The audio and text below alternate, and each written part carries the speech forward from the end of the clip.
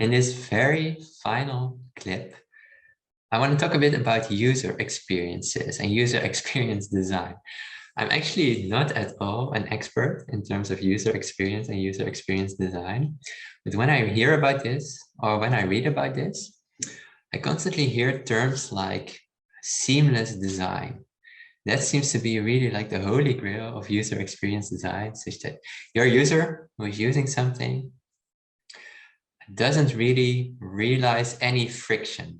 Everything is more or less seamless. It's really a nice and easy experience. For instance, if you think of technology, perhaps even the user doesn't even realize that this technology is there. It's that good.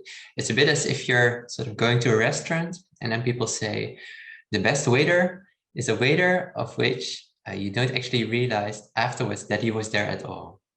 He was so invisible during the night, just presenting you with your dinner, but not really taking up a lot of attention. That was like the perfect restaurant experience.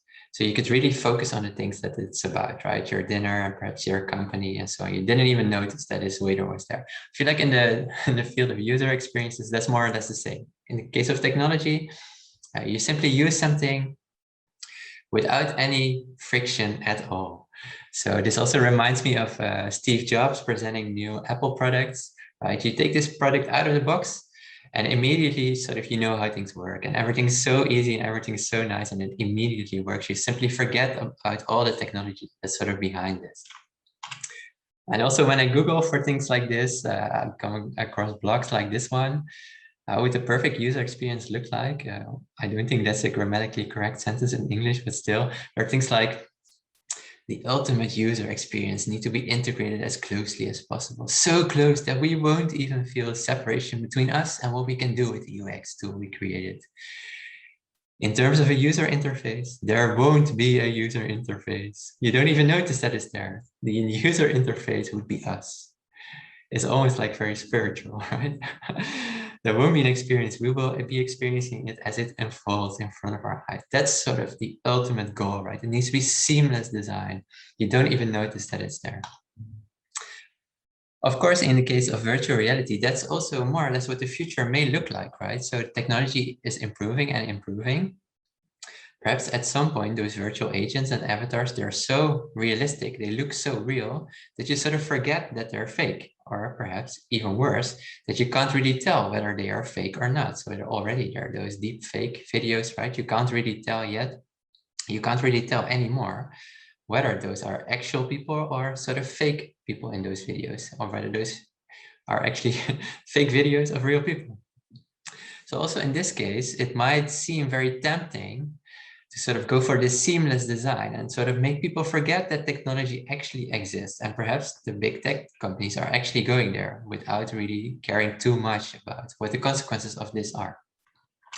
Well, I think if you're talking about art in general and digital literature, perhaps more in particular, I think a very nice function for art in general and digital literature could be to create some kind of friction, to create some alienation. And this already you can see in many of those works of digital literature. If you think of this example of VR literature that we looked at before, you're wearing this headset or you're watching this in your browser and you see sentences, lines like this one here. I mean, this is nothing like a seamless user experience, right? This sentence that you see here is super hard to understand. Perhaps it's even impossible to understand. You really need to read it perhaps 10 times. The same holds for those images that you see around you. Those are not very easy to understand. What's their meaning? Do they even have a meaning? Different people will read different things in this. It's not a seamless experience at all. And I think that's where the power of digital literature actually can be. So it sort of alienates you. It sort of makes you remember that perhaps all those technological experiences that you have in your day-to-day life are not trivial, right?